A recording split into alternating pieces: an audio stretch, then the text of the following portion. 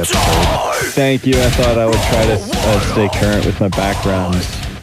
Yeah, I'm fucking up. I just have the old boring logo behind us. It's all good. Oh yeah, that's okay. That's okay. We need somebody to hold down the Yeah, I'm holding it down for the podcast. You're the company man. I'm the wild guy that does different things. You're the company man. I got to be wild, you know? Yeah, no, I get it. You are the wild guy. You got like a floral shirt on right now. Yeah, I wear bright colors. I wear sports hat and glasses. Yeah, I see you. The look is totally changed up this week. Oh, yeah, right? Yeah, so me and Ford, my wife, we went to a Rockies game. Oh, cool. How was that? Oh, it was awesome. I think I'm like a fan. You like going to baseball games? Oh, I love it, man. I have played baseball when I was growing up, like in high school. I've been to a college baseball game. I've never in my life been to a professional baseball game. Bro, why don't you and Tiffany, well, y'all about to have a baby, but like all y'all's trips y'all take, y'all need to come to Denver, man. It's fucking amazing. Yeah, I agree. I really want to do that. The problem is just ride around. The problem is like when we go on those trips, we're only going like on 4-hour drives or 5-hour drives. Denver, I thought y'all were going to like Detroit like every 8 months or something. No, we went to Detroit once, and last year that was like a couple months after Penelope had passed away. Right. But that was but we hadn't been to Detroit in fucking forever since then. Right, dude. Y'all need to come. But no, I know. We need to. We'll go to a Rockies game. That's the thing about Louisiana is there's not like a big sports team to go watch. I guess there's the New Orleans Pelicans into basketball. Yeah. Pelicans. But like, a big baseball field, and it's the Louisiana Crawdads or something. You know what though? It would probably be miserable to go and watch a baseball game down here in like a open baseball arena, unless it was like a closed stadium with air conditioning, because it would just be so fucking hot. It gets toasty, but I mean, people are used to it there. Festivals, all the other games, everything, everything's outside, so it's like, yeah. I mean, I agree. It would be like, ooh, so hot. But they could put misting fans. Yeah, the only reason I bring that up is because one of the college games I went and watched over here, that's the one thing I fucking remember about. I was like, I was in the sun. It's like, this is miserable. Like, there was no airflow. It was humid. It was hot. It's like 100 degrees. Like, fuck this. Yeah. So it's probably more enjoyable out there in Denver. Yeah, look, whenever I moved to Denver, I did not like it at first. Really? Yeah, because, I came from Bellingham, which is anywhere in that region. You want to go to Vancouver. I guess some places in Seattle are awesome. I mean, they definitely are, but not as awesome if you keep going up. But anyway, I came from there where it's like this magic land of just insanity, insane geography, to just Denver, where I felt like I was at Bertrand and Pinhook everywhere I went. That sucks. So just corporate everywhere. Yeah, and then I would land in like the Evangeline Thruway area of town. It's like, okay, where's like I just remember the first week, like, fuck, where am I? I didn't know where anything was in the city. So I didn't know what spots were what. Do you know what I mean? So I just kept, so it was like, fuck, why did I move here? So anyway, we get on with life and start working, and it wasn't until like just like this year I actually started to really enjoy it, because as a city, when you're just working and paying bills, it's fucking awesome, because there's so many places to ride your bike. Anywhere you are, you can hit a sidewalk and find a beautiful trail that will just go all over. You can go to Boulder, into the mountains, man, from everywhere. I would probably really love living in Colorado, just because, like, and in everything you hear about Colorado as a state and people, and just the way they take their health seriously. Like, everyone is getting it in Colorado, it seems like. It seems like everyone is always hiking or climbing or riding a bike or doing something. Yeah, for the most part. Outdoors, athletic. Well, Colorado's always number one on the list when it comes like the healthiest states, the most active states. It's like fucking Colorado's number one. Yeah, I believe that. There's definitely all the other shit too, like people that don't do that, and they're just really shitty. Like they just. Well, Dylan, that is really everywhere in the U.S. It's just the percentage of the people that are just really shitty are probably lower than down here. Yeah. So it's like, lately, especially after we went to the Rockies game, and there's so many clubs to play. I mean, me and Joe, we got this acoustic thing starting to kick off a little bit, and it's like, dude, there's so many places to play. You could probably make a career out of just cover banding. Not cover bands, because we're not even doing covers. We have like a shit ton of original work that all the Joe songs he wrote, I just play the Mando. But it's like, in Lafayette, there's like the River Ranch area, but in Denver, there's like 18 River Ranch areas. Right. It's like a bigger city. It's just so, I mean, for me, coming from Crowley, it's like, man, everything is.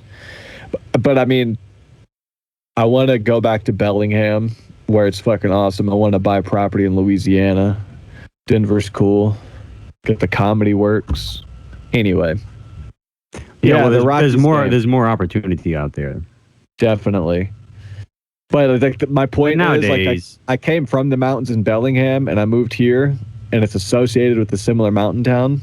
But the mountains are still, like, super far. You're just in this big flat city where, like, half of it is just, dirty mechanic shops and fucking pothole-ridden main roads and, like, an old Popeyes and then, like, a shut-down Dollar Tree. It's like, oh, this is fucking just normal shit here, isn't it?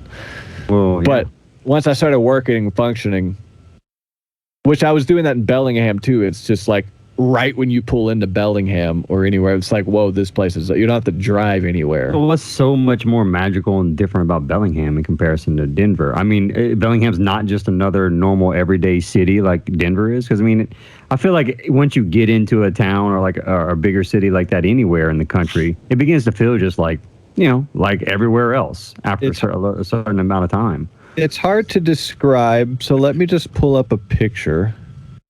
Because Bellingham, it's all about the terrain in that area. Randall Carlson's research and all that on the cataclysm and stuff. There's like two different mountains. There's hold on, these pictures just showed up. But anyway, there's like two different mountain styles. There's one where the plate tectonics push up and create a mountain like the Rockies. Or there's devastation mountains that come from asteroid impacts. So it's just like no pattern. It's just ridden with fucked up shit. And that's Bellingham is the latter. That whole area is civilization sprinkled into like you don't get out of the mountains. So like you pull into a neighborhood and you're at a 40-degree angle climbing up and then down. I mean, you're in it. And then it's right on the bay.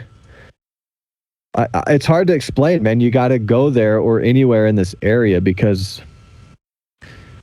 Okay, so do you see this? Uh-huh.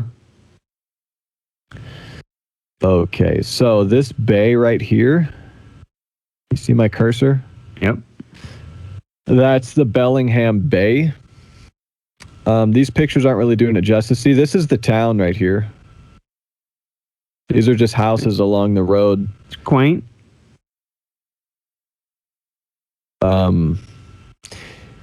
There's islands. See, I'm trying to find the right picture because these are like touristy pictures. It's not just everyday walking around Bellingham pictures. But it's right on the... So this is Mount Baker, I believe. Holy shit. And I could see Mount Baker from the boat I was living on. So Squalicum Harbor, this is where I lived, man. I rented a boat right there in the harbor. Motherfucking goddamn shit. Pictures. So this is the harbor. Is this correct? Squalicum. So I was in here. This is the road. Just living the dream in the bay. Yeah, you park here, you type in the gay code, and you walk down, and the boat I lived on was like right here. And the town is here, dude. These are houses. There's a coffee shop here. There's a grocery store here, and then so there's you're a like main right street. there, like you could walk to a coffee shop right there from the boat. Oh yeah, I would skate to it every day. And so this is a good shot. This is a good shot. See, I'm trying to click on a fucking picture, but it just takes me to another picture menu where I can't zoom it. So this shot here, and this shot here. So you're in the harbor, and this is the town, and this water right here is the bay. You see this bay?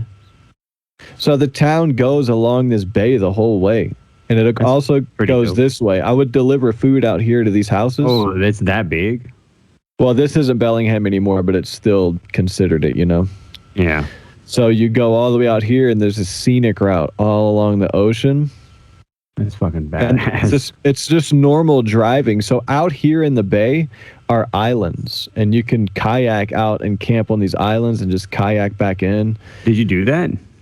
I didn't kayak to the islands, but a guy took me out on his boat out here one day, and then we jumped in and swam in the ocean. He was swinging off of his pole. He would unhook his rope, and he would swing out and launch himself, and the boat would rock. So this is the walkway down into the harbor. There's many gates. But it's not like Crowley or even Denver where it's just a flat city. It's right on the bay. It's sprinkled in the mountains. Yeah. Everywhere you go is a landscape that it's literally like the most beautiful place in the world. So you can kind of... You've always been in love with that place since you first went there to visit your brother up there. Or you telling me about that? Yeah, it was a super cool place. And then there's walking and trails like this. See, I mean, I can't even... That looks badass, that trail that you just had your cursor over. That? Yeah, like this is probably like somewhere special close to the mountains, or maybe Washington High Resolution. So this is probably a trail through the college or something.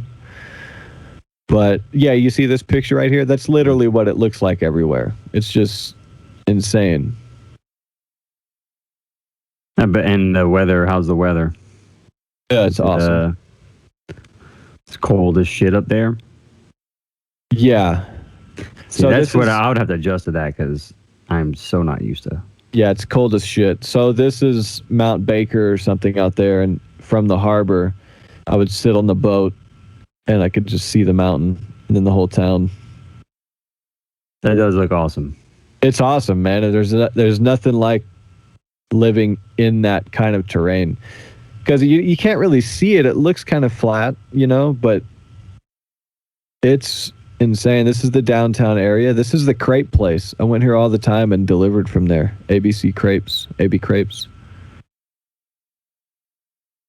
Looks very quaint. This is Fairhaven, which is down the bay. It's basically Bellingham. So this is the actual older, quaint part. Fairhaven, yeah, I went here.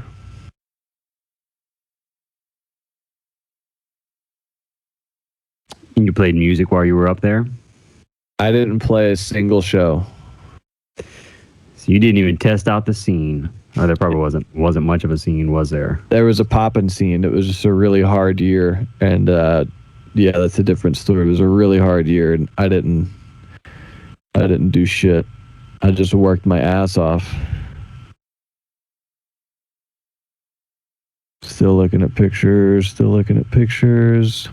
But you got to go there and drive around and just go to the grocery store and back, and you'll be like, God damn, this place is like out of a comic book.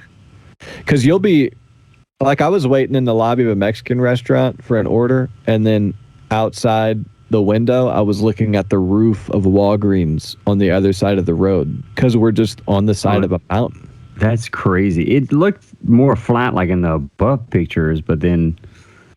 Yeah, I mean, it has a normal area of town. Yeah. That's just a portion of the town that it was flat, like the older houses. But that mountain that you just had your cursor over, that you just that in the background right there. Anywhere you look out the window, I'm sure it's pretty amazing. Yeah, if there's ever a way to like road trip together up there, it's insane. And that's kind of got the best of both worlds. You know, if you're a mountain person, you have mountains, and then it's also, you're right there by the ocean too. So this is right in Bellingham, this waterfall. It's just me and Ford. Shit. Yeah, me and Ford left the grocery store, and then we went like a mile. And see fuck, man, I wish I had better pictures. But we went like a mile down Lakeway Drive, which disappears into the lake. Bellingham Lakeway Drive. But there's like 3 or 4 lakes. So Lakeway goes out of the town into the woods where it's just houses like this. I shit you not. Houses like this everywhere. What? Out there, because it's just... And I found a piece of property, 0.67 acres in the mountains, undeveloped, on that road that I thought I would never be able to afford. And it's the same price as Louisiana property. Like, it's not this rich place. It's simply just the way the earth is. So, like, you're just in it. So, let me look up. My buddy that I met also lives from that same grocery store a mile the other way. And this is right across his road. We would walk to it all the time. This is Lake Padden. Lake Padden right here. This is right by his house. It's just right outside of town. You don't have to drive an hour and a half for this. This is just one of 3 or 4 lakes. Seems like another area which is where you could just... It's the size of Crowley, so all of these areas are like driving around. Yeah, all of these areas are like driving around Crowley. So this is Lake Padden.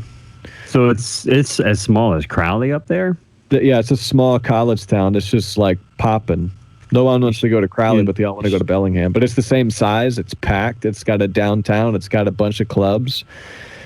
And then it's just sprinkled in the middle of this. Bellingham Lake Whatcom. So this is right outside of Bellingham as well. That's a lake with like mountain in the middle of mountains and shit right there. Yeah.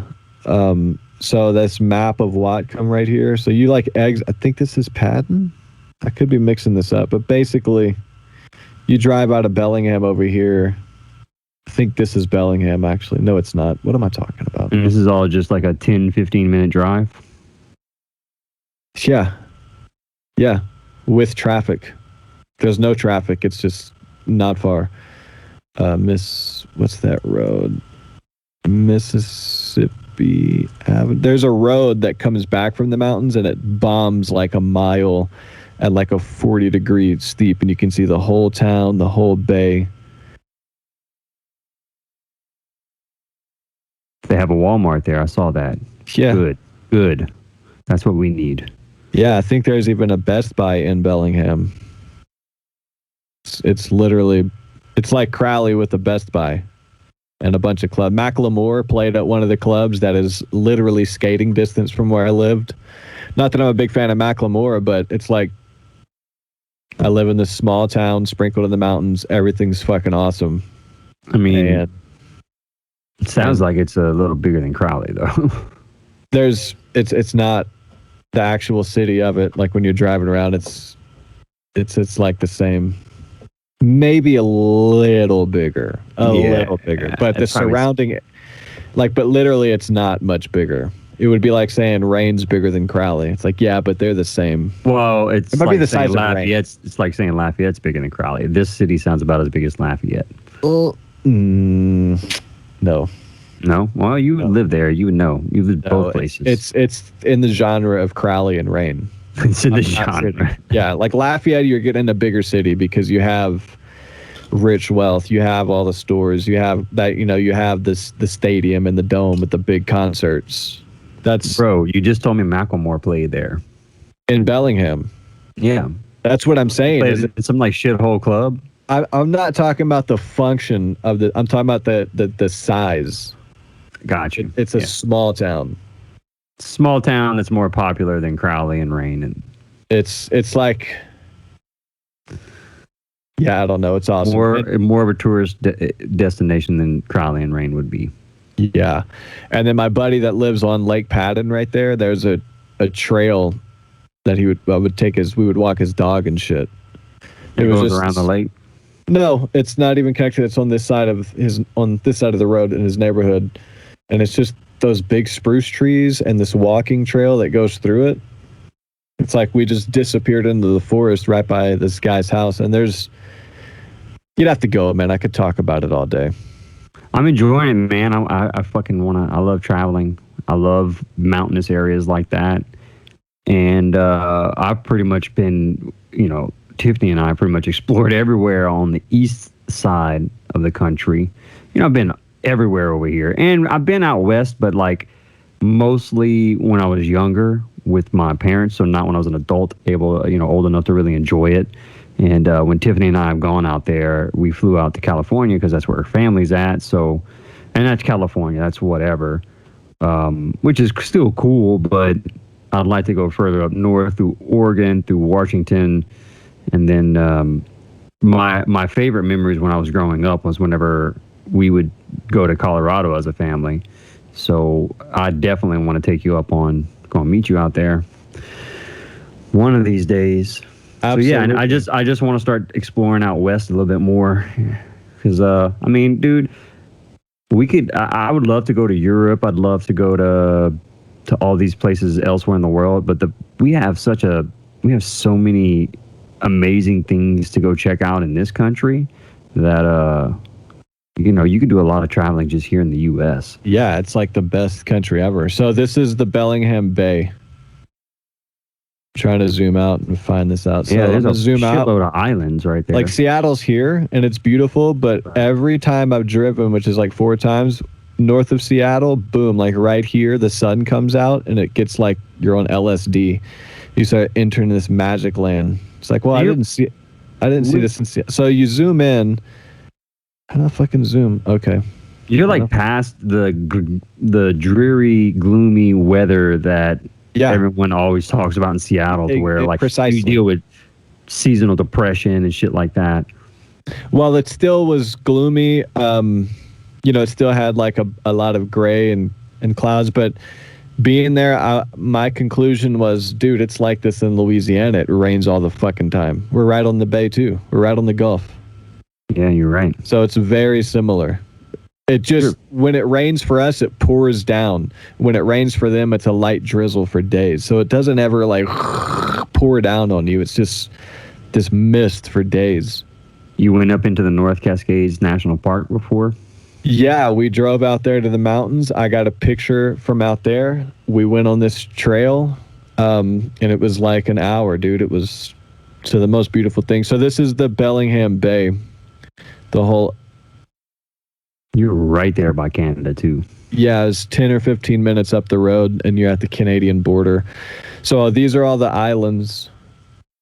This was that one island you could see, and this one. And then as you drive around Bellingham on this road to Ferndale, that historic part we saw, which isn't far. This looks big. It's not far. You're zoomed in. I can tell. You all these islands.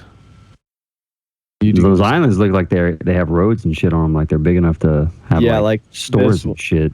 No, it's not a lot of stores. It's like you take a ferry out and it's just like a tourist restaurant and a couple clubs and people with their boats and they're staying for the weekend.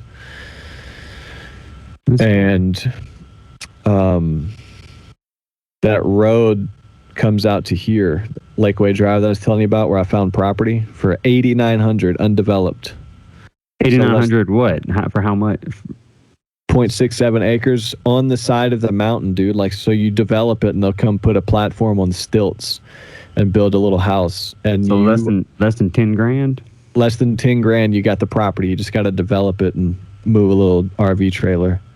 But I mean, you're talking less than 20 grand. You have like the most beautiful property out in the forest, but still not totally far. Like, right here in Sudden Valley Drive. You come out here, and you're following this whole lake. Drive around the lake. Come out here to take this road, and you'll hit Mississippi or something and come out here. So when you're driving back into town, it bombs, like goes downhill, and you can see everything. It's like, holy shit. Have you hit that with your skateboard? No, dude, you would die. Like, I don't even know if people do it with their bikes. It was crazy. I'm sure someone's tried it on a skateboard before, or a longboard, probably. Dude, there's gotta be, but there's no way there's no way. It's a long hill. It would be. I seriously think you'd go 65 miles an hour. That's too fast. It's a straight bomb. You start breaking shit at that fast. Oh, wait, can you see this? Am I still screen sharing? Yeah, I can see all this. Okay, good.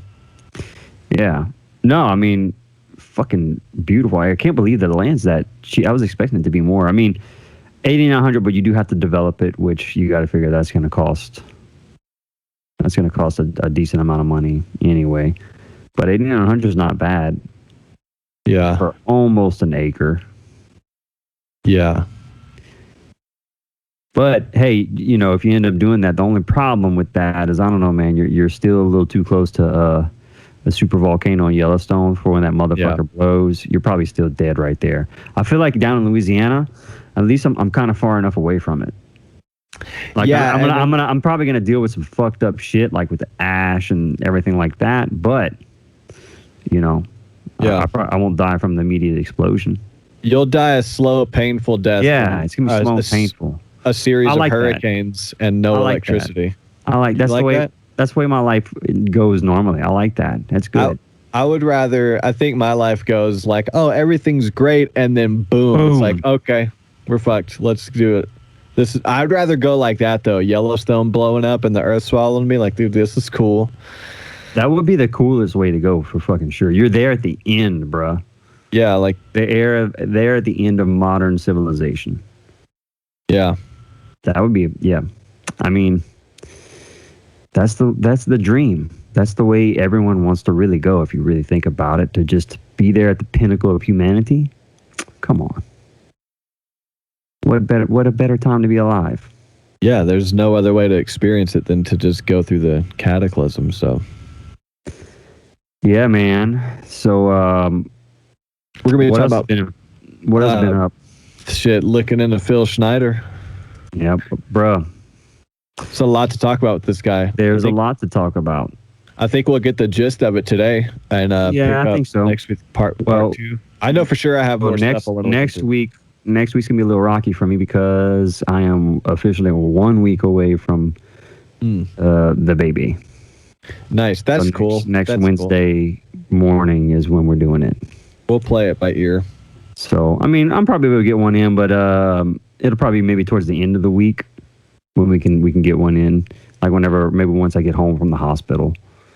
I'm not going to try and do one in the hospital. I think that would be kind of weird. Maybe, I don't know. We'll see. Maybe I'll bring my laptop. I'll be bored in there. And I'll be like, Dylan, let's do a podcast. And I'll sit here and hold Lillian and all you motherfuckers. Yeah.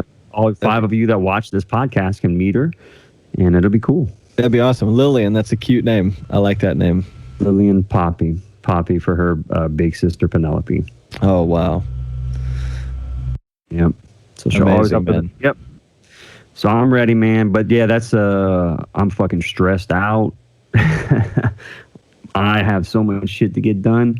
And then I have that show this weekend. That's also a lot of shit going on with that.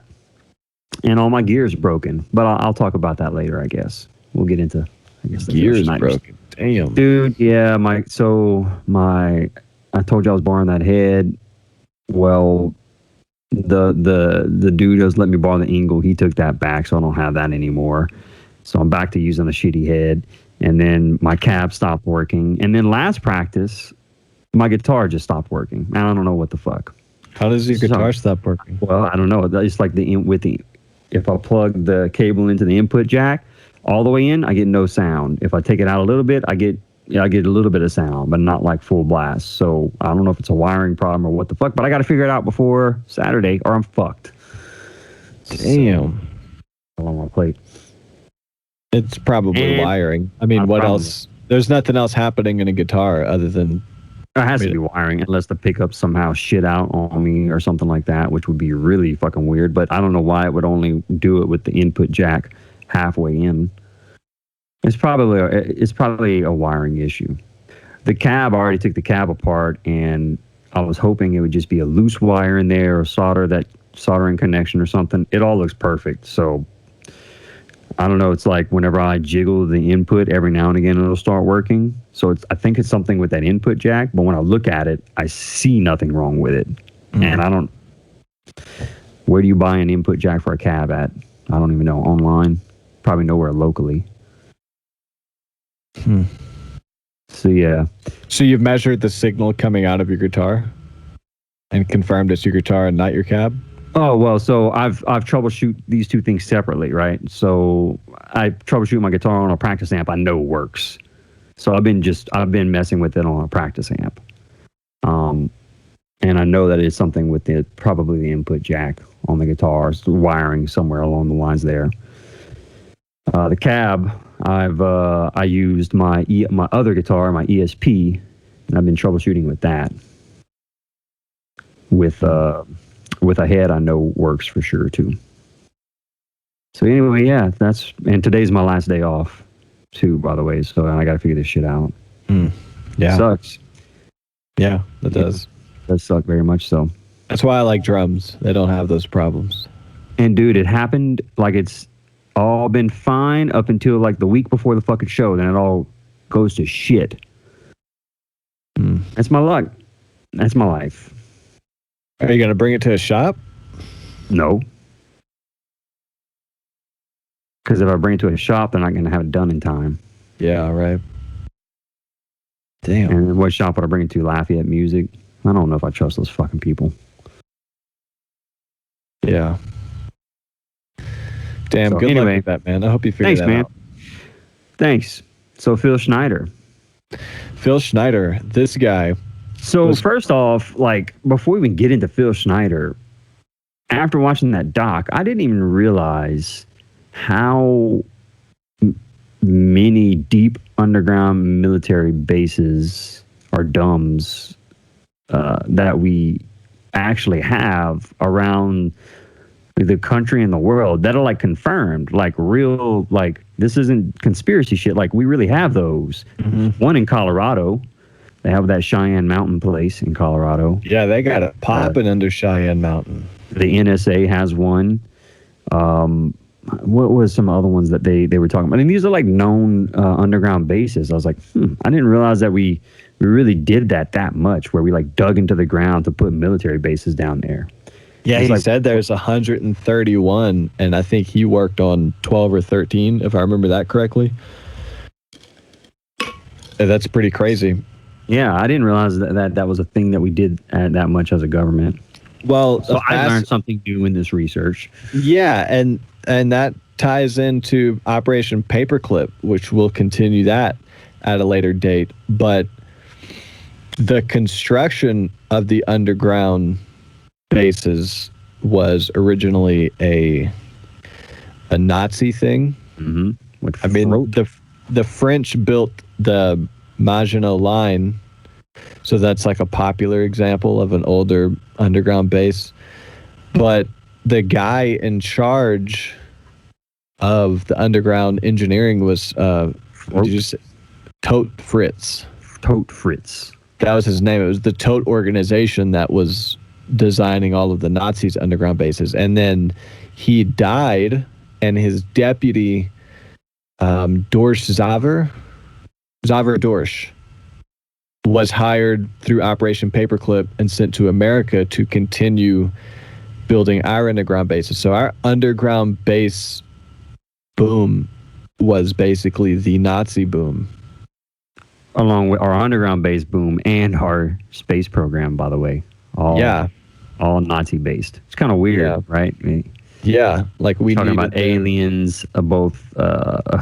Yeah, because that's the thing about the Nazis is their ideology was formed off of the Thule Society, which was like a mystic sect in Germany that got kind of their inspiration, I guess, from, well, they basically believed in Hollow Earth.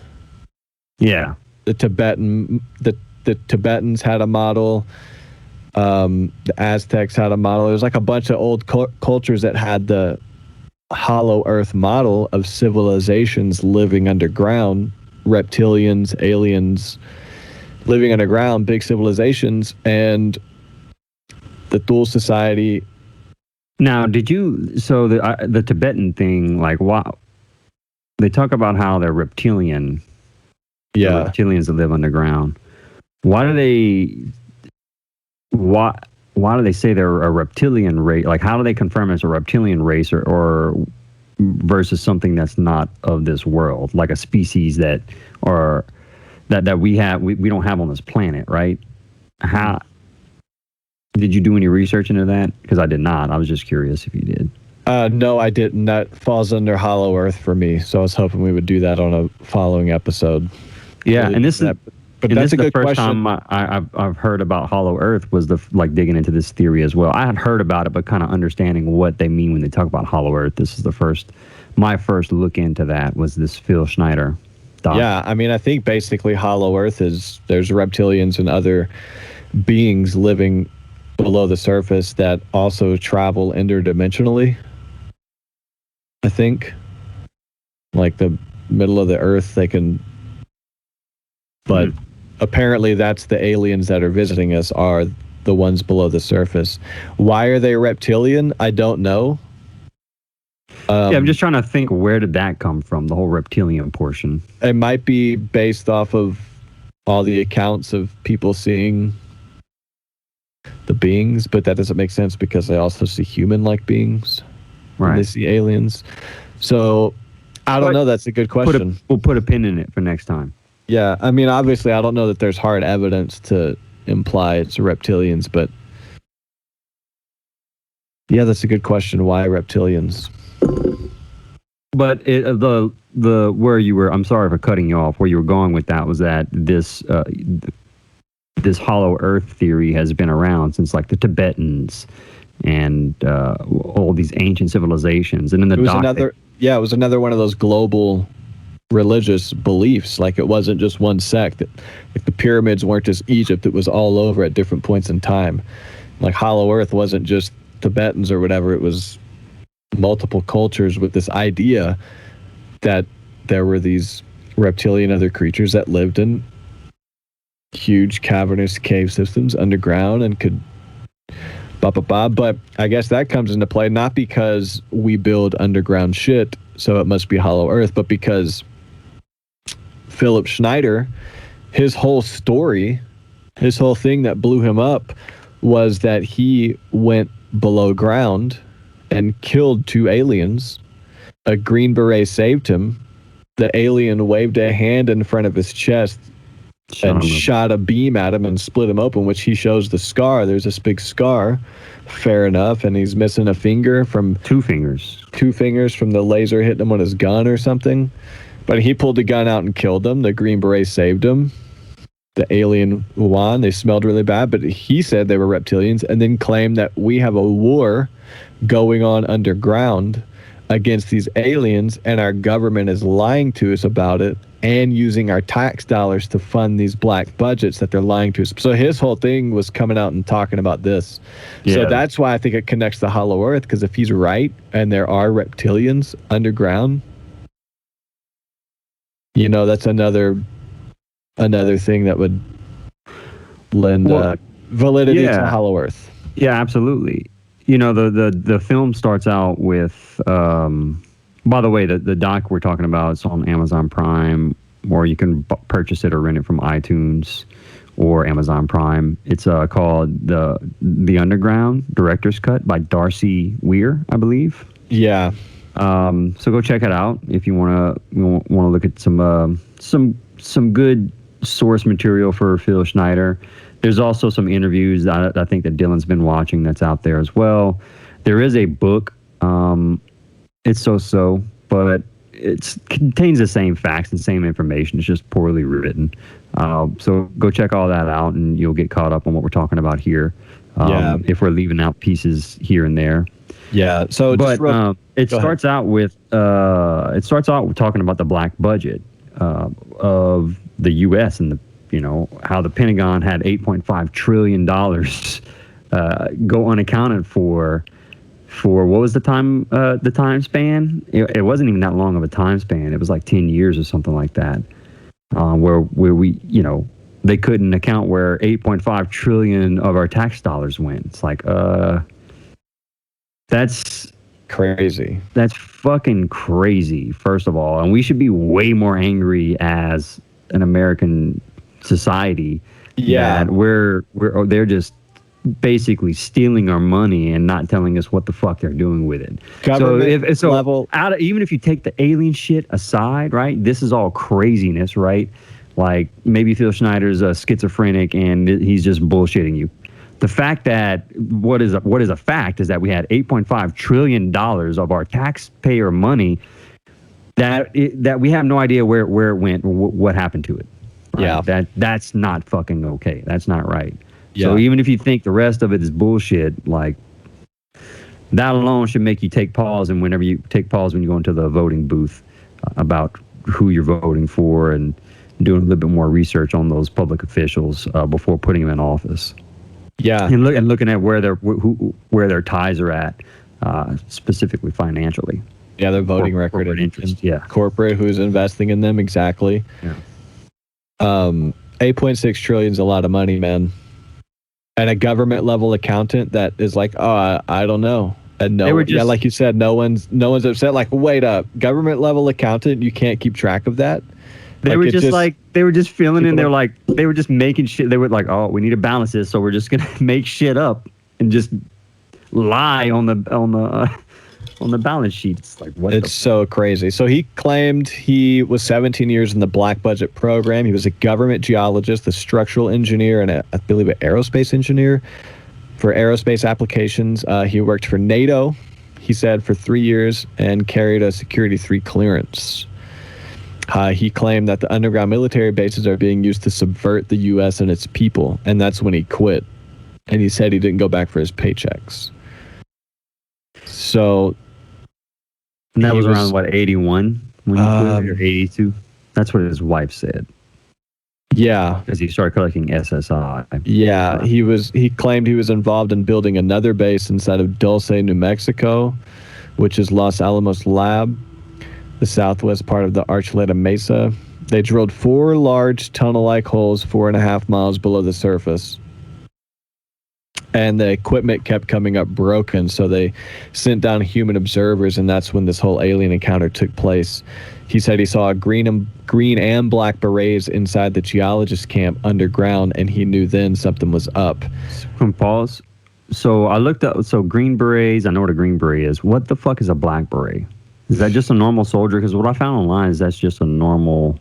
I thought at first, like, man, is that like some clandestine, like, unknown military force we have? And I couldn't really... Is it a black budget green beret? Like, right, that's what I was thinking. Like, is this something... Yeah, exactly. Is it a black budget green beret? Probably so, man. Probably so. I don't know if... I looked a little bit last night, and all that comes up is that it's a type of headgear worn by paramilitary and militaries around the world. It doesn't say anything about it being a division of... Are you using Google or DuckDuckGo? I'm using DuckDuckGo. Okay, I found a search result that Google showed me nothing, and then DuckDuckGo brought up what I was looking for again. But that'll come up later. So, green and black berets, whatever that means, they lowered him down a hole, and he saw a 7-foot-tall alien gray that stunk very bad. Grabbed his gun and shot, claims he killed 2. One waved his hand in front of his chest. A blue bean hit him, split us open, burned his toenails off of him. Green Beret put him in the basket. He said the Green Beret died, but didn't say how. He claims aliens have been underground there for 500 years. And when they drilled the hole, black soot and a bad smell came up. So that's his personal story. I don't know if I believe it. If I'm being honest, know. You know, I know. That was very fantastical, right? Yeah, but like, why would he make that up? I mean, there's something about his memory later in this story. Yeah, but I was going to get to that. I'll let you get to that. We'll. So he kind of had 6 claims. I found this article. Very strange article. Let me pull it up and share it with you. It is written by Professor G. Cope Shellhorn, who has a number of books about these topics. But then I found this article everywhere else. Like, a bunch of websites stole this guy's article and put their ads on it. Because it's just this, like, regular written... Yeah, it's just like in Yeah, but all this information word kind of processor, just copy and paste it onto a web page. exactly. So all of this information kind of checks off though as I look into it. So it talked about Phil Schneider. And then this one got into Ron Rummel, which was a friend of Phil Schneider who was killed. That's where it starts to get weird. Is like, so as the doc goes on, like you hear Phil's account of drilling the holes, the alien encounters, the 66. That was another thing I looked into. 66 people apparently died that day. That was that were service members of the military, and I couldn't find anything on that event happening. Yeah, but it was really hard to find stuff. If it was, you know, if it was a cover up, then they did a good job covering it up because I couldn't find shit. But as it goes on, he starts to talk about his friends that are coming up as committing suicide. And we've had discussions on previous podcasts where the CIA clearly does this to people. Mm-hmm. I mean, it was funny. The doc even brought up Frank Olson, which you and I did a whole segment on when we were talking about, MK Ultra, how they suicided Frank Olson. And so he just jumped out a window. I don't know. He jumped out the window. So, I mean, we know the government does this, right? Whenever they're trying to keep information under wraps. So then you have, I'll let you continue, you have his friends, Ron Rummel, Ron Johnson, and so on and so forth. Yeah, and this comes from that article I'm sharing with you. And the thing I looked up and checked off was that these people existed. They were speaking out on all this stuff, and they did die. So I just don't know if the specific claims are true. So let's just get into Ron Rummel. But first, Schneider claimed 11 of his friends in the 22 years before his death were murdered. Said eight of the 11. 11 died, 8 were murdered, according to him. Yeah. His friend Ron Rummel suffered a fatal gunshot wound to the head in the park. Ron Rummel published the Alien Digest with Schneider. They were writing about things. And he was about to publish a book before his murder. So here's what this article, which is basically here, claims about Ron Rummel, who was a person. I found this headstone. He did die in this time frame. He was shot in the head, but friends say no blood was on the pistol barrel and no fingerprints on the handle. His suicide note was written by a left-handed person, but he was right-handed. Perspiration on the body smelled like sodium pentothal. I have notes on that. Or thiopentol, which was one of 3 drugs used for lethal injection in the U.S. Uses are anesthesia, medically induced coma, status epilepticus to stop seizures, euthanasia, lethal injection. I said that. Truth serum in India, they would use it to condition people and get the truth out, basically. That's interesting. And it's psychiatry. But they say it smelled like that. I mean, yeah, his sweat smelled like. How do you know what that smells like? I don't know. See, I can't find like his autopsy or something. I think that the autopsy was said to be inconclusive with him. So that's still a mysterious thing that he killed himself in the park. He went to the park to kill himself, and there's no blood on the pistol. If that's true, I couldn't find any of those details. But this is just. There was even like a little local news. There was a local news station that did a little expose on, not an expose, but they did a little story on it. Oh, you found? You watched? The no, it was part of the doc on. Oh, right.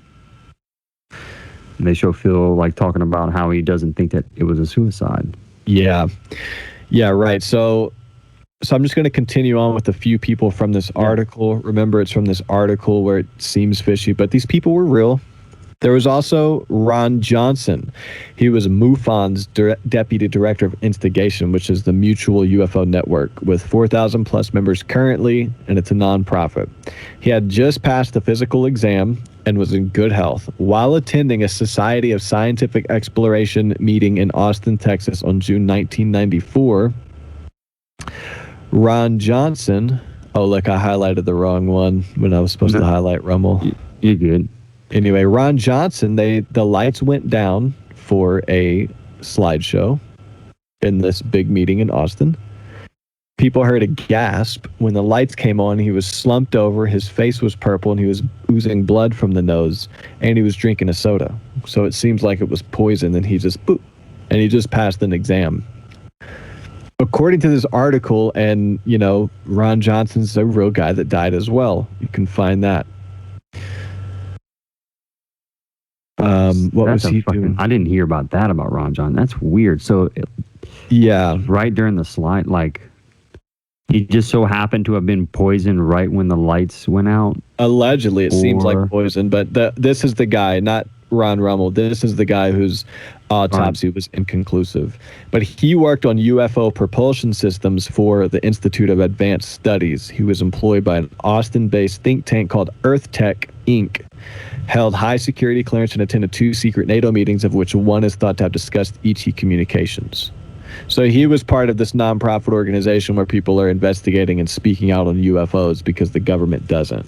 So, but with Ron Rummel, I didn't finish this. Him and Phil Schneider were writing the Alien Digest, where they were talking about all this. And before Schneider went on tours, when his dad, Oscar Schneider, died. His dad, we'll get to him, but his dad was super top military, secret clearance and shit. So when his dad died, he got all of his dad's documents. So now he can go through his dad's documents, and he went on tour with 4 of those documents and was talking about that. And I think they started writing about those documents in the Alien Digest. And that's when things seem to have gotten a little bit too far for Ron Rummel and old Schneider here. And that's when the government was like, all right, you're saying a little bit too much. Yeah. Yeah, so they had the Alien Digest. We'll get to his dad and those 4 letters later.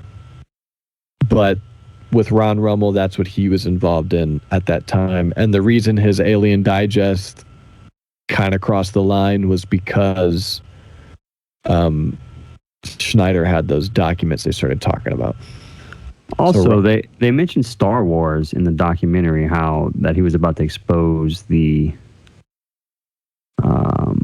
yeah, what was up with that? I didn't fully read. Me either. He just said he was about to expose the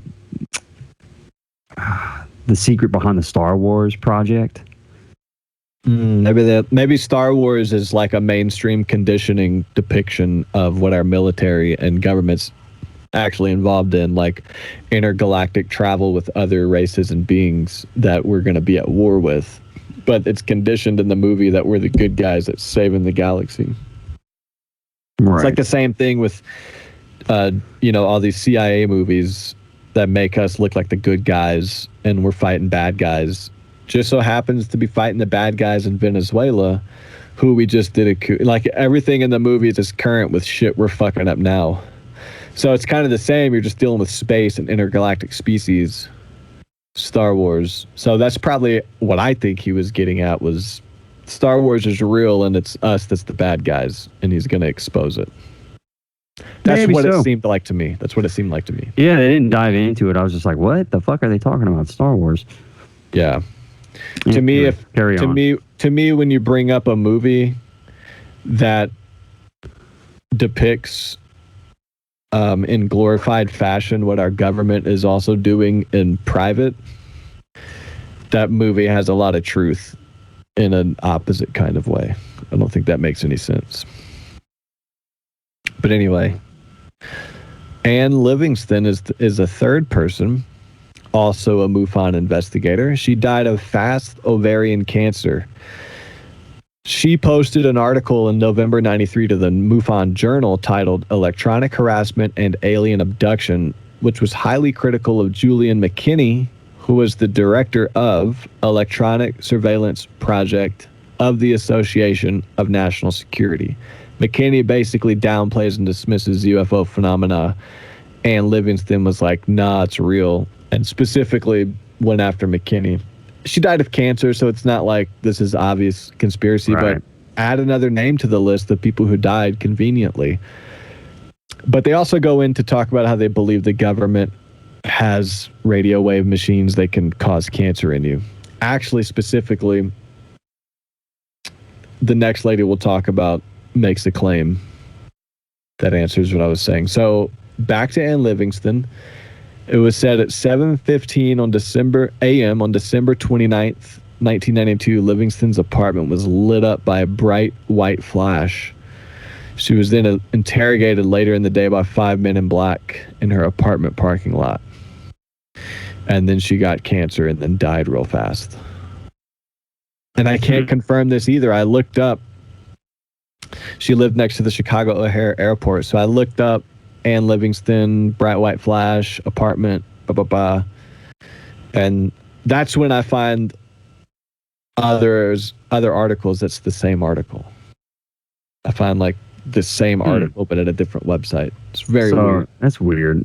But, it's hard to substantiate these claims. It is. You can't find any other source material other than this article, Other than the fact that she did die, she was real, and she died of ovarian cancer. Like, these things are true, so it makes me... So if that's true, then I kind of got to consider the rest of these claims. But it's obviously speculation. Yeah, but where's this person getting their information from, Yeah. This guy has a PhD and has a bunch of books. So, but speaking of PhD, the next lady that died is Carla Turner, author of Masquerade of Angels, Taken, and Into the Fringe. She died of breast cancer in 1996. She speculated genital intrusions from past abductions led to her and Livingston's cancer issues. So basically, we got cancer from the alien abductions and whatever they did to us. One of her big claims is that the government is aware of abduction phenomena and actually abducts abductees in order to probe their memories and wipe their brains clean. Her books are very hard to find, but Carla Turner is a PhD, an educator. And I was reading reviews, and I bought her book, Taken, on Kindle. And the reviews are like, this book is amazing. It's written very well. It's basically a research book and data-based on abduction stories. I haven't gotten into the book yet. I just bought it yesterday. So I was hoping we could cover that on one of these next parts. Yeah. And see what's going on there. But Carla Turner, the common theme between these people is that they were balls deep in exposing this stuff. Well, and I just to see if I could vet this article a little bit, I did a search for Carla Turner on DuckDuckGo. First thing that came up was this article. Now, I don't know about this website, arcmedia.net. But, it talks about Dr. Carla Turner died of cancer on January 10th, 1996, after being threatened for her work. She was just 48. Since then, several other involved in UFO investigation have also experienced threats, followed by highly unusual cancers. I wouldn't call breast cancer highly unusual, but yeah. Yeah. And so this one was, we have another source for this one about this individual, which is cool. Yeah. And about, what was it? Carla Turner, her book Taken. So Carla Turner is dead. Her books are hard to find. Taken is a reissue that her husband helped republish her work and get it back out there. So immediately I was thinking, fuck, it's been co-opted, and opening up the book, there's in bold from her husband. You find this page because it's not her original book. It's been re-released, so I'm sure they got in and curated. So I still want to find the original and compare the two. Right. So I'm just gonna pull. I got the iPhone 12 mini. Oh, nice. It's super fucking fast. I love it. So, gonna get to this because her husband starts the book with the statement that made me go, aha, of course. For the sake of clarification, Carla Turner passed away after a long struggle with breast cancer and underwent breast removal surgery and chemotherapy. Despite the common misconception, it is unlikely that she was targeted by an individual, group, or organization attempting to silence her. I am honored to have been asked to pin this short forward to the reissued version of Dr. Carla Turner's classic book on the alien abduction mystery. Wow. Yeah. So that's the reissue. He was asked to pin that forward.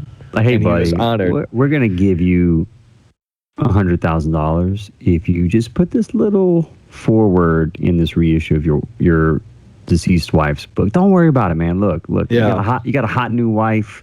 We're gonna hook you up. We're gonna hook you up with some cash. We got you, man. Just do this little favor for us, okay? Yeah. But before that, he did say, did my best. I'm paraphrasing. Did my best to keep it to the truest form of her original work. And I was like, you left a little window in there to work with. Yeah, she did. You motherfucker, you. But I'm gonna read this book, and we can do some deep. We can go super deep on Carla Turner. Both of us will tag team her. That sounded okay. So another guy that Carla Turner. That'll be the name of the episode. Tag team and Carla Turner. So Dave Castellaro, this is where it gets real interesting. Another guy that died, all in this time frame. Did you know about this guy? No, but you said Dave Castellaro. You mean Danny? Danny Castellaro. Yeah, I do. Danny Castellaro sounds like the guitarist. Sounds like he'd be the guitarist for 311 or something. Sounds like Tom Morello. Anyway, it sounds like Max Cavalera, the guitarist for. No, I can't think of it right now. Anyway, go ahead. So Danny Castellaro was an investigative journalist tracking down the theft of Promise software, PROMIS, which means Prosecutors Management Information System. It was designed by the Department of Justice. Okay, so he was tracking down the theft of this software, a government program designed to track everybody's court cases. So it was one of the original tracking programs to track individuals. Not your location, but so things like street crimes, scheduled court events, what takes place, who's there, witnesses, police officers, conclusions, convictions, etc. Reagan, at this time, it was meant to keep up with the computer boom in the 70s and 80s, to reformat the way they can access all the coordinates, which, makes sense. Reagan promoted it as the next level of law enforcement. So just like Biden's promoting all this information sharing to track individuals, this is kind of the original version of it. It has since been used by the FBI, CIA, NSA, and even Israel's Mossad. And I found this wild article that I can't find right now. Some guy that claimed to be it was about Project Promise. Yeah, it was the first article. Try to find this thing. Stop sharing so it doesn't take up my RAM.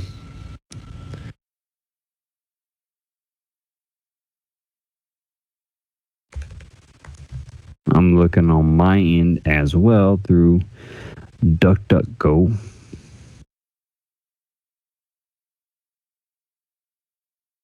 What were we just talking about? Project Promise. Project Promise. Yeah. It's basically a guy that claimed he was in the Israel's Mossad when they used it. I didn't read far because I was like, well, this is bullshit, but now I'm rethinking it.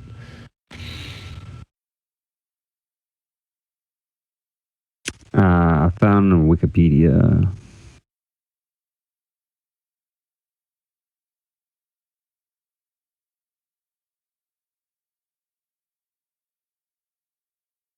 So yeah, they sent computers abroad with promise embedded chips capable of covertly downloading data and transmitting it using electrical wiring as an antenna to U.S. intelligence satellites as part of an espionage operation. That's pretty crazy. Yeah. So yeah, we're doing shit. There's a recent story. We're doing shit like that now with apps. I don't know if you saw that story recently. No. So there's this giant drug bust across the world, and the way they caught all these people were they basically tricked these criminal organizations into downloading and using an encrypted messaging app that was developed by the FBI. So it wasn't an encrypted messaging app at all. It was an app that the FBI had developed, and they were tracking their communication across that app, and they busted them. You know, they got like tons of cocaine and weed and all this other stuff that they busted them with. But and they supposedly they stopped over 100 murders and so on and so forth from happening. But I was like, damn, they were able to get an app put out there that who else was using that secure messaging app other than the drug dealers and shit that they were trying to track? You know what I'm saying? It was kind of sketchy to me. But it was being talked about on the news about how amazing it was, how this was a turning point in, just like they talk about in this Promise software. That's kind of ironic. It's really weird. That's the way they were talking about it. They were like, this is a turning point for law enforcement. This is a watershed case for law enforcement. And the same thing Reagan was saying with this shit, man. It's really, really fucking weird. This was like 2 days ago, man. That's wild. And so here we are talking about the first iteration of that with this Promise software, where they essentially did the same shit. They seeded computers, sent them overseas, unknowingly tracked the communication and what was happening on it, and used it as an espionage operation. It's fucking wild. Weird. Just 2 days ago. So Danny Casolaro, the guy tracking down the theft of this program, died. How did it say he died? How did I not write that part down? Let me load that up. I found that weird article I was talking about. So I will pull that up. I'm just going to bring up Danny Casolaro and see how he died. All right. Because he was tracking down the theft of that crazy program. Someone stole it, and he was on the hunt. And then, investigated the theft of the program in the world. A program capable of tracking down anyone, anywhere in the world. Died in '91. A reported suicide.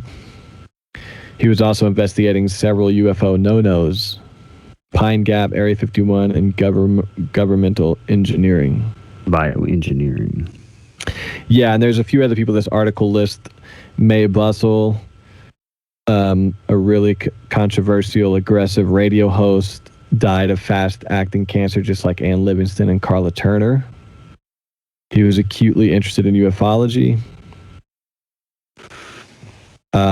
Directors of APRO, Coral and Jim Lorenzen, a Tucson-based UFO group, both died of cancer. Deke Slayton, astronaut, purportedly ready to talk about his UFO experiences. Cancer also killed him. It's like this list goes on, and this. So hold on, stop. Go back up to bizarre deaths of scientists. Yeah. Chill out. All right. Certainly nothing is stranger and breeds speculation more quickly than the 30-some-odd deaths associated with SDI, Star Wars, research at Marconi Limited in England between approximately 1985 and 1988. I guess that's what they were talking about when we were talking about Star Wars. So there you go. I don't know weird deaths. I don't know what the SDI research it was, but let me find out. Yeah, find out. Also, make notes of stuff for part 2 next episode. Yeah. I want to get as much as we can out of these topics. I thought that if we just split it up into series and just go until we literally got everything, would be more manageable than trying to deep dive in one episode. You're right. Because like Dan Carlin, he has these long-ass series that takes him years to complete. So I think it's a form, not years, but, a couple months, couple weeks. Yeah, it takes them a while. The Strategic Defense Initiative was a proposed missile defense system intended to protect the U.S. from attack by ballistic strategic nuclear weapons. So that's what that was. All right. Anyway. Hey, is there a way for you to save any articles you find when you do that, to send them to me so I can add them to our show notes? Maybe not every single one, but if you come up, you know what I mean? Just keep that in mind. Like, let me save this one, and and then after the show, just text me those links. And then this article later on, I was just scrolling through and I saw Stanley Kubrick. I was like, what the fuck does Stanley Kubrick have to do with all this? And basically, he died shortly after Eyes Wide Shut. There was no press for the movie. No one knew it was coming out. Tom Cruise, apparently, there was like a narrative in that movie about Tom Cruise was told that one day you'll find out the truth, and it was like I haven't seen the movie, but it was very accurate to what's going on now in the world. According to this author, that there's a truth being hidden from us, and one day we'll see the truth, and like we won't be ready for it. It's that narrative in that movie, so it was like kind of cryptic, predictive, kind of cryptic, and then he died after the movie because he was. We need to watch that movie, bro. Oh, dude, yeah, man. Let's Eyes Wide Shut. Add it to the queue. Sweet. So I have your question added to the queue. Why reptilians? I will add. Let's watch Eyes Wide Shut and read Carla Turner. Carla Turner's book. Taken is the one I got. And I saved the SDI page for you. Okay, cool. So here's that weird article about the Promise program I found. Ari bin Manash of this book, Prophets of War, the sensational story of the worldwide arms conspiracy. I didn't read all this because I was like, what the fuck is this? He was an Israeli intelligence officer. Raphael Eitan was a counterterrorism advisor to Menachem Begin, which is his company. This book he wrote broke the Iran-Contra scandal, so that's who Ari bin Manash is, or Raphael Eitan. It was ignored by the media, of course. Describes the capture of Mordecai Vanunu, beginning with his approaching the Sydney Morning Herald about his secret photos. They contacted Australia's CIA, the ASIO, over this instead of scooping the story. The newspaper reported them to the CIA, basically, in Australia.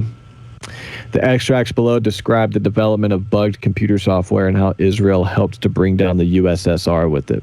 So I don't know what's in this, but it's talking about the frightening story of the Promise program begins in the United States in the late 60s. This guy with Iran-Contra and this book.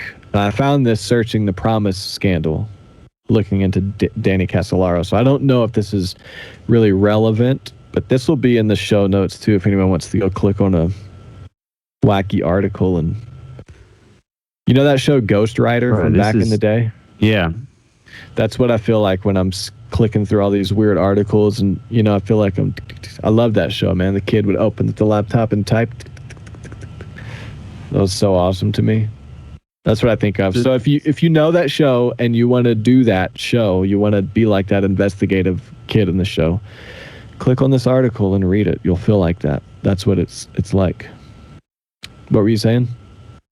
Nothing. It's just this Promise software.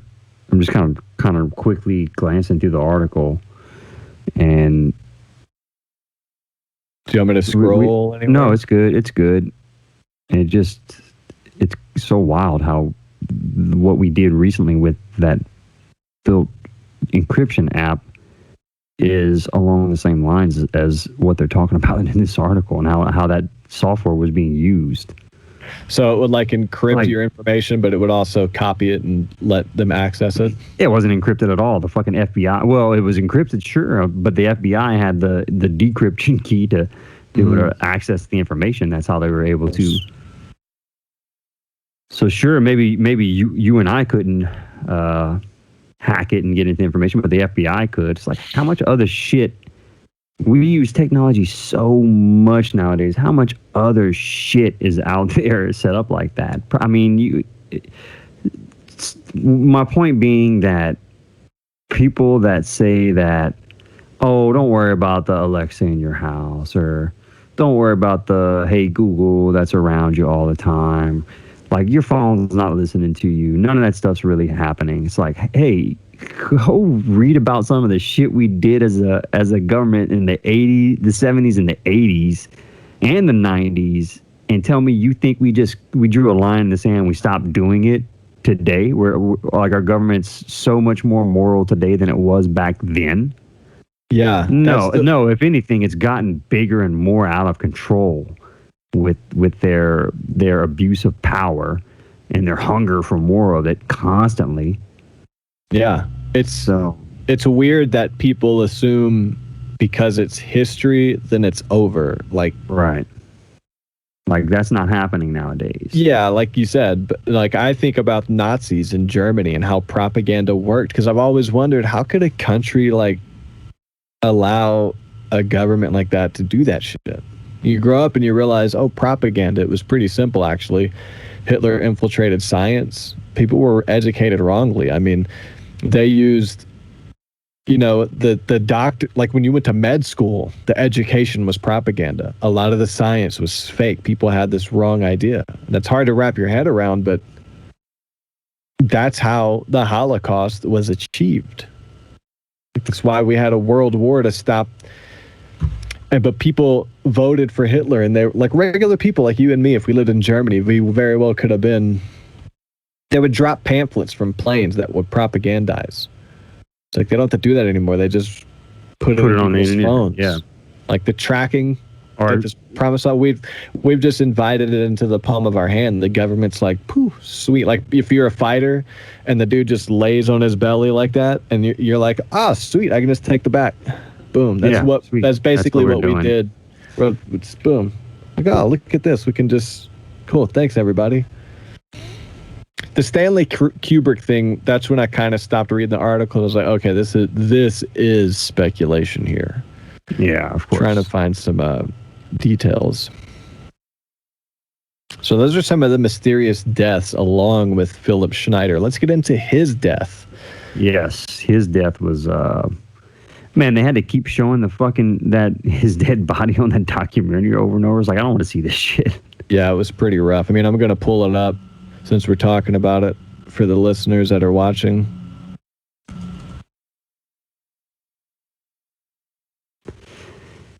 So apparently Phil Schneider committed suicide, ironically, and he strangled himself with a catheter, and he was found face down in his wheelchair with the catheter tied around his neck, which was a very short catheter. It was like that long, so it was like stretched very, very, very tight and tied very tight around his neck. So, I mean, I don't know about you. That seems like it would be hard to fucking do, though, by yourself. Yeah, and he was face down in the wheelchair. And by the way, he had missing fingers, and, he wasn't in the best condition medically, from what I understand. Yeah. In the doc, after he talks about his friends being, killed via or suicide, he's like, I gotta fly home to Las Vegas, and then I have to drive an hour in my car, and I'm scared as hell. Like, I'm scared, like basically saying I'm scared that I'm gonna get killed. Yeah. So he's talking about he's afraid. He has this fear that, hey, they're gonna come for him and kill him. I don't know that he ever talked about being suicidal or anything. I wasn't able to find anything that showed that he was like in a downward slump in his life where he would be willing to take his own life like that. But he was certainly afraid of someone coming and doing that to him. So he went missing for, or the apartment manager at his building went missing for several days. And so they contacted law enforcement. Law enforcement gets out there. They find him face down in his wheelchair with the catheter tied around his neck. The medical examiner declines to go out there on location, which I thought was interesting and strange. And then the blood and urine were held for 3 weeks, and then they went missing, which was strange. So there was a lot of strange shit that was surrounding his death, and it was eventually ruled as a suicide. Yeah, what do you think? You think it's a suicide? I mean, it's unlikely based on the facts presented to me. In the way they are presented in the documentary, that is. Maybe there's something I'm not seeing that, or something that was going on in his life that I didn't know about that makes a suicide more likely. But based on all the evidence in front of me, I would say it's unlikely that he killed himself. Yeah. I mean, I'm trying to imagine a situation where a guy like him rips his catheter out and then wraps it around his neck and dies like that. Yeah, face down in his wheelchair. Yeah, I mean, he at least has that little PPK gun he was carrying. You know, he killed 2 aliens. He knows how to shoot. He's a smart guy. Why would he grab his catheter and then face down in his wheelchair? It seems like the worst way to kill yourself, like a gunshot to the head's the quickest, easiest way. Yeah. Yeah. It's weird. And this picture right here, he showed in that interview and said this is a picture of an alien. So he actually claims this guy right here is an alien, a shape-shifting reptilian from the underground in this huge meeting of scientists that day. And behind him here, I should probably just click on it. It's his dad. That's his dad, Oscar Schneider.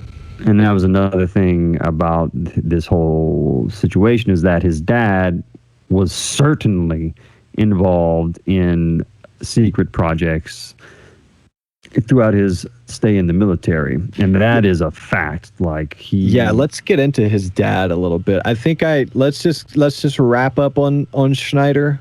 Yeah. Right before these notes, I just have a note about his wife meeting.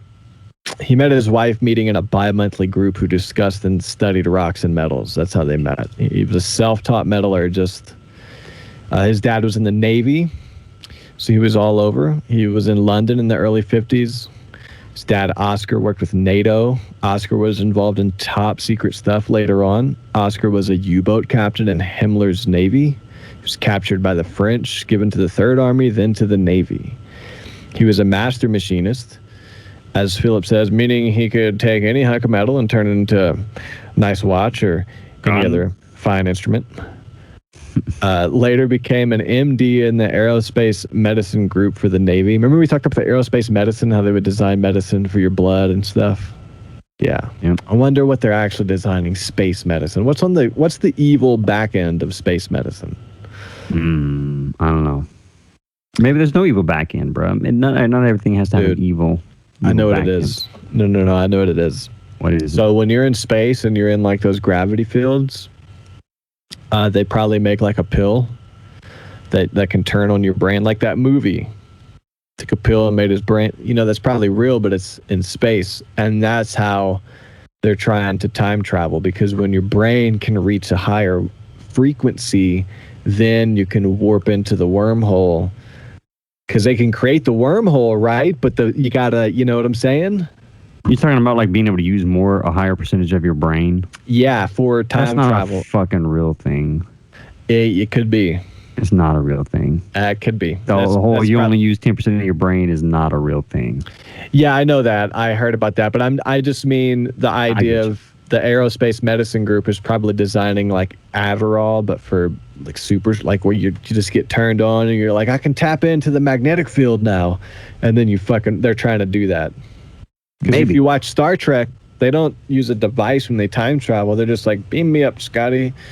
And then, or sometimes they're just like, we got to go. Boom. It's like, what do? It's in their mind, right? They can, boom. So it's probably what they're developing. That's all I'm saying. Maybe so, where you have enough control over your mental state to be able to control the actual atoms that your bodies is composed of, to where you can transport yourself from one position in space to another just by using your mind. Yeah, I think that might be it, because that's the other end of it. They can make the technology to create the base for it, but you need to complete the other half, because we'll get into the Philadelphia experiment, but maybe that's what went wrong, was all the sailors, they didn't have that. So there was like a disconnect and it fucked up, because the technology transported them, but they didn't. I don't know. Just a theory. So, his dad was instrumental in building the Nautilus and the Enterprise and the first nuclear-capable aircraft carrier. His dad also built the grid bed motor. Did you hear him say that in that interview? I missed that. The grid bed motor. What's the grid bed motor? First nuclear motors, that's kind of the basis for flying saucers, and it's what they have in some helicopters. So I found it, man. I fucking found the grid bed motor. You found the grid bed motor? No fucking way. You don't have a tab open for it. You fucked up. You found it and you lost it as quick as you fucking found it. No, I have it in a separate tab. I just got to share that window. I swear, dude. Fucking terrible producer of this show. No, I'm just watch this. Watch this. Watch this. So this is. If I find it faster than you, I'm gonna be. You mean? It's there. I already have it found. Fuck. All right. Yeah. So what is this grid bed motor? Explain this thing to me. That's all I know. It was hard enough for me to find it because I didn't understand what he said, and I was looking for like Grindin, and I was trying to understand the word. I mean, I guess this is it. Okay. 3 schemes to revolutionize nuclear power. Sounds about right. Yeah. Molten salt in a fuel core. Solid buffer salt. A heat exchanger. It looks pretty basic, bro. It looks like I could build that in my garage. Oh, yeah. Dude, if you could build that in your garage, you should be able to fix your guitar before tomorrow. I mean, I think the guitar's a little more complicated, honestly. Okay. I got to fix the guitar before tonight. I got practice tonight. But no, I could probably build that. It's only like 4 pieces. No, I'm just joking. 4,000 pieces. All right, so he invented a grid bed motor. He worked on the USS Nautilus and the USS Enterprise, and was part of the Philadelphia experiment. Yeah. Which I had never heard of that before. You never heard of the Philadelphia experiment? So his dad, Oscar, was thought to carry documents of controversial subjects. And he carried those around his tour in 1990. So, let me see. Yeah. Apparently the documents could prove that. So there's 4 letters. There's 4 main documents Philip Schneider was touring with. The first document details the autopsy report of the Philadelphia experiment, which is basically an experiment where they made this big ship and the sailors disappear. Invisibility and cloaked. Yeah, cloak.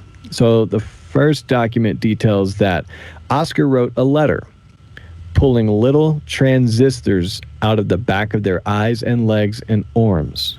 I didn't understand that. Like the sailors were dead. I think so. But either way, when they came back to visibility, this is his document, bro. This is insane. I get it. No, I'm not telling you like you don't believe. I'm just like, it's blowing my mind. Like, this is a document, and he was addressing Lieutenant Nathan F. Twining of another ship. Transistor-like objects that looked like transistors. But yeah, they were pulling them out of their arms. Like, they came back and they had all these little transistor-looking things stuck in them. That was the autopsy report. That was the first letter that Philip Schneider had that he was touring around.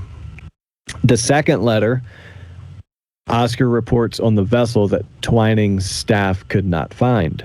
He also notes that J. Edgar Hoover, ordered all staff to undergo psychological examinations. So Twining, they couldn't even find his vessel. The one that they did find, I think, was Oscar's or whatever. Little transistors all in them.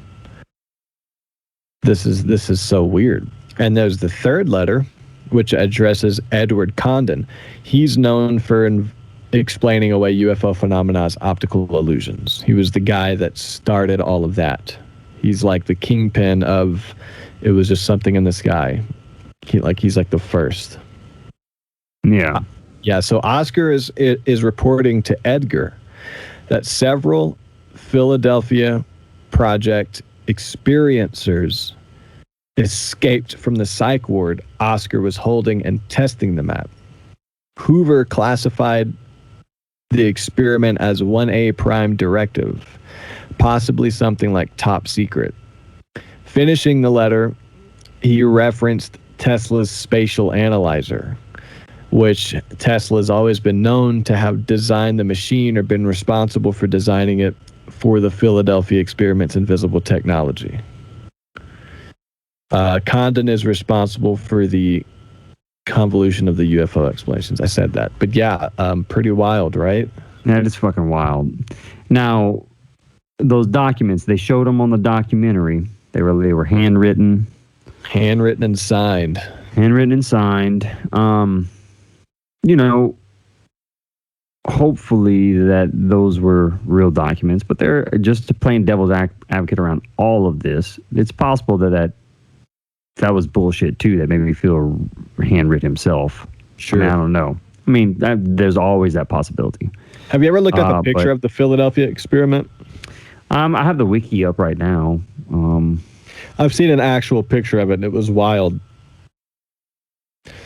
Maybe it was fake, but it looked super...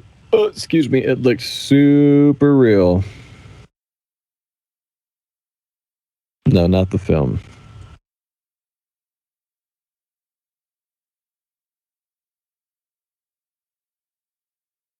It's like sailors just stuck in these steel walls. If I can find it, I hope I can. I'm sure Google has them not there. Let's see. See if DuckDuckGo has them.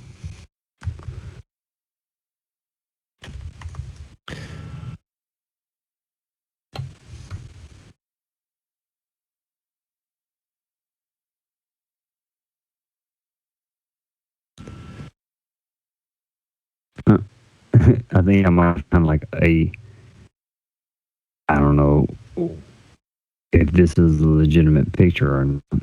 Go ahead and share it.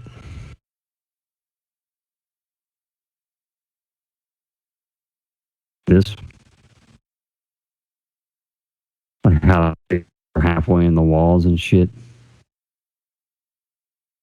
It doesn't look real. Those hands and arms on the wall look a bit photoshopped. Yeah, they look fake.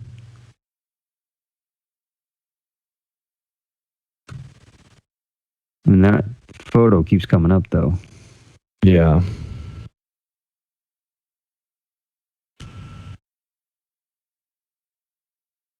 They have a photo of out of a brick wall with someone come through it. Yeah, there's a lot out there on the Philadelphia experiment. We need to watch that movie, too. There's plenty of Hollywood movies, you know. For every weird conspiracy they don't want you talking about, there's a couple Hollywood movies to make you seem like you're crazy. Yeah. Yeah. I bet that's probably from the movie, this right here. Yeah. It was a hoax and we proved it. That's what the article says. Oh, yeah. Scientificmystery.com. It was a hoax. You know what it might be? Mm-hmm. It might be, but it might not be because there's been enough fuckery to make us question it. Yeah.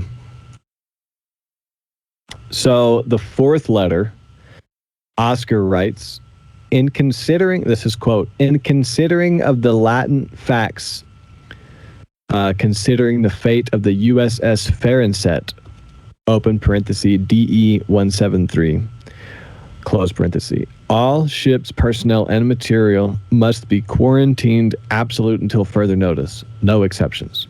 An on-site naval inspection is ordered forthwith as Bureau of Ships reticent requirements in Section 93-A.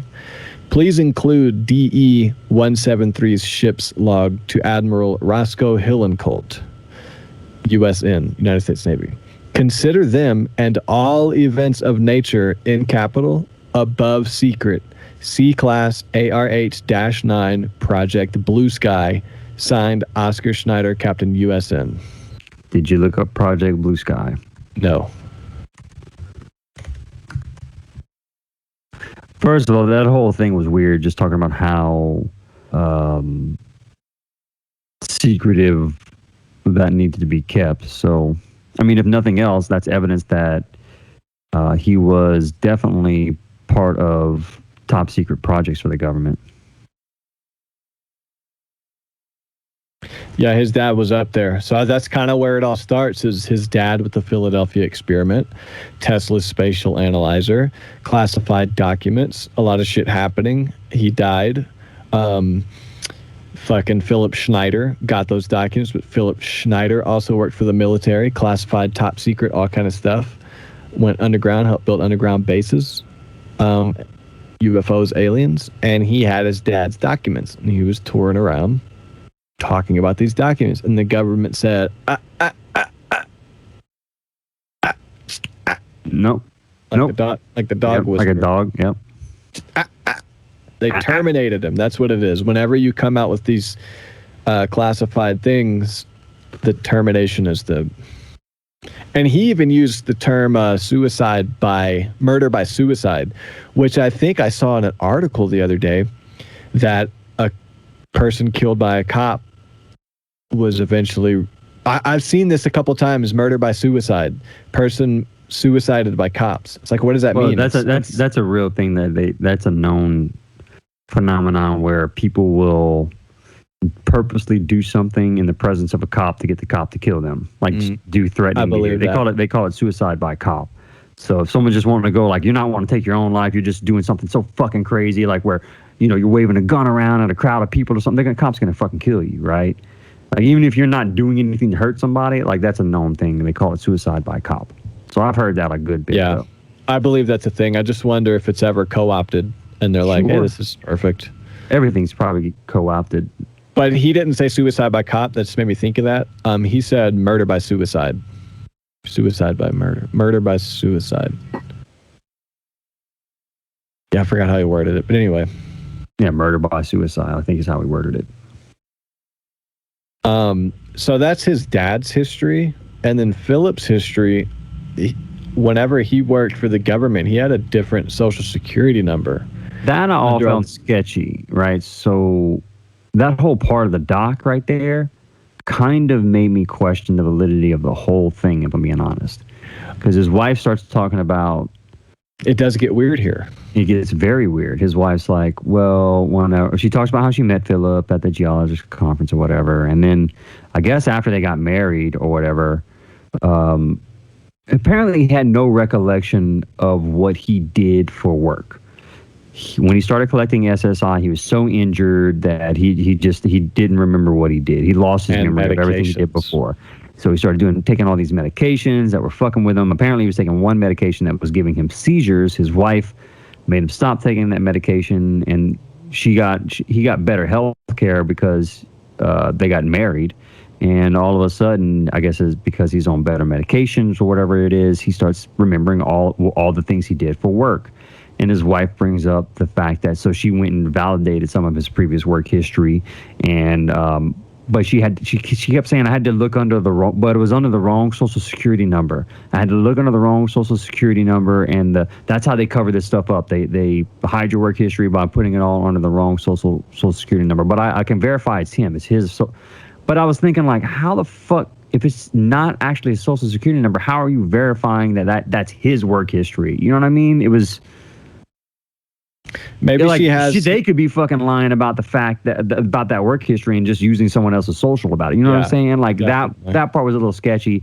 Also, like, all of us, he didn't remember any of this stuff, and now he did after he gets on the right medication. Like, maybe there is a little bit of mental illness going on there, right? Yeah. So two things. I think I agree with you.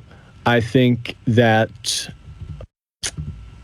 the government definitely would do it like that if you're on Black Ops stuff. And if he died and she got his documents, I think she would be able to go through, like, just when you're on, like, these government jobs, these big corporate, you got to, like, sign in and stuff. There'll be documents to prove, like, you're there. So maybe it was like a government secondary social security number, and she did have, like, a W-2 document or like a login or like his app, his initial. Sure. So maybe that's possible because Bob Lazar, in every sense of the word, has been proven right over the years, except that he has no official work history at these places because he's been scrubbed, right? So I think if you're working on some top secret stuff, I don't think it gets filed in the same way. You're right. I'm just working at Starbucks or something. I'm just trying to play devil's advocate with the whole thing. Yeah, right? Absolutely. I want to absolutely want to believe it. Yeah. But that part of the doc was like, oh man, I don't know, like how this dude could have just been kind of fucking wacky and taken the stories from that area, and then also the fantastical past of his father, which has legitimate facts. Like, we know his father was part of all these top secret things. Like, maybe he just wanted to be part of something great too. And so he started manifesting all these stories. Like, that's where my mind went. Like, he's this guy who idolized his father and wanted to be kind of part of the same secret projects that his father was part of. And he heard about these stories about these underground bases in this area that he spent time working. And now he has this alien story he shares with the world, and he's famous for it. Yeah. Or he's telling the truth. The weird part about it is the 8 friends of his that all end up committing suicide, and he commits suicide. That, to me, kind of revalidates a little bit of what was going on there. But they were able to, they muddied it up enough with the wrong social security number and the what was I going to say? And the fact that he had memory loss. They muddied it up enough with that to where you have to question the validity of all of it. Because he did work for Morrison Knudsen, a civilian contractor for the Army Navy, which is another example of how the government and the military privatizes their exploits. He worked for Trojan Nuclear. His wife said that. I think the document with the social security number wrong stuff was on a document for one of those companies, and then he said that in his interview at the beginning. If you watch the long form, he talks about working for Morrison Knudsen and stuff. So, yeah, I don't know. And his seizures and the medications, that can fuck with your memory. Scientifically, it's pretty well established that you can recover memories over time. Like, psychologists, they'll do hypnosis sometimes, and they'll try to they'll analyze your sleep, and there can be things there, because on the flip side, his IQ in high school as a senior was 163, and he had told his wife that he could speak 11 languages, and in his sleep his wife would hear him speaking these other languages, and he would wake up and he didn't know and he couldn't remember. So when he got off these meds, she said he got totally healthy again. Everything started slowly coming back, and he slowly started having memories come back. And that's the weird part, is memories came back way later, but he would go to the basement and show her the documents and prove it. Show diagrams. That's what she said. After he died in 94, his wife had all the documents and envelopes in the basement. He had real documents and drawings and diagrams. So it's not like he just kind of woke up one day with these crazy stories. He actually went through medical issues and experienced psychological things that science proves happen, as far as having suppressed memories. Yeah. He's got a corroborative witness. He was speaking other languages in his sleep. He didn't remember. So I think it's very possible that these things can come back to. Maybe he did remember. It's just on certain days you have certain cues, and you can start like a song, like how did it fucking go? And then something cues you and you got it. Like that memory is there. You're right. So I think that's very possible, especially with the documents in his basement that apparently are real. So it's like it swings back and forth, swings back and forth. It does. It's not completely debunkable. Exactly. It's just easy to dismiss because you could, it's easily dismissed, but not easily debunked, in my opinion. Yes. Agreed. Yeah, so I think that covers everything about Schneider. I was listening to his interview. I have a couple more things. He talked about we're spending 28% of the black budget, underground bases alone. We covered that. He said alien takeover implies one world government, which would make sense. The aliens don't care about America and China. They would just see this whole rock and it's theirs now. But then it also goes into people saying there's two kind of aliens, the bad and the good, and blah, blah, blah. And look, if aliens are real, absolutely. For me, it's like maybe those are God. Maybe all the ancient texts are real. Maybe. So you kind of got to reread the Bible or ancient text and put like a context, an alien context, and then like a real context too. Like, okay, maybe it was aliens that came down and genetically engineered us and are harvesting us or using us. Because this girl, Carla Turner, in her book and talk like that, they're talking about aliens taking them into the ship, making her have sex. The guy next to her is like, I'm sorry. She didn't say what his name was. It's like, why wouldn't you say the guy's name? And then the aliens were like taking their limbs or like they needed their arm and leg so they can make more of them. That's what the aliens said. We need it so we can make more of you. It's really weird accounts by some of these people. Fuck. But Carla Turner is a PhD who has like it's just weird. It's so strange. He also showed a metal in his interview called Mironite, and I tried to look it up and I couldn't find anything. He said it's 2.5 times the weight of uranium. It's not radioactive and can never be. It's composed of alien elements, earth clays, and powderized metal. The alien elements are from crashed UFOs. And it's employed in every stealth aircraft throughout the black budget and the skins of black helicopters. He talked about a second metal. He didn't give the name. They used on black budget submarines that use 11 grid bed motors that can go 7 miles under the water for 3 months at a time because of the steel and because of these motors. So he was talking about a lot of stuff I'm sure the government did not want him talking about. Right. He was probably right about enough of it too that they were like, we gotta stop this Shut guy. this guy the fuck up. Or he was kidding. Maybe he wasn't even right about a lot of it, or he was just hitting too close to the mark on some of it, and they were like, all right, you're sending people looking too much. Yeah. The member enrollment for MUFON probably doubled and tripled that year, and they were like, fuck. Yeah, we gotta shut this shit down. Yeah. That's all I have on Philip Schneider. I think that wraps it up for me. I think it's a pretty mysterious death that is obvious to me he was whacked, and so were all his friends, except the cancer. But I'm not totally against them having technology that'll give you quick onset cancer. We already have technology that'll give you cancer, bro. Go look at asbestos and other shit that's out there. Yeah, Johnson. Yeah, exactly. Mm-hmm. So. Next episode, we'll get into the next stuff. We'll dive into that. Yes, we'll tidy up this Phil Schneider stuff with the bookmarks that we have. And yeah, I had fun, man. Good talking to you, and I look forward to hopefully the next one will be next week sometime. But if not, we'll just stay in touch about that. Yeah, it's look forward to the next one. It's cool. I got plenty to do. I still got to put up the last episode. Cool. Audio-wise, the last one's okay? Dude, I haven't even opened it. I saved it on my desktop, and I've been like, okay, it's there. I'm going to get to it. I just want to make sure I got my mic in the right spot. It sounds good to me. I can see you're close. We look pretty even, so. Yeah.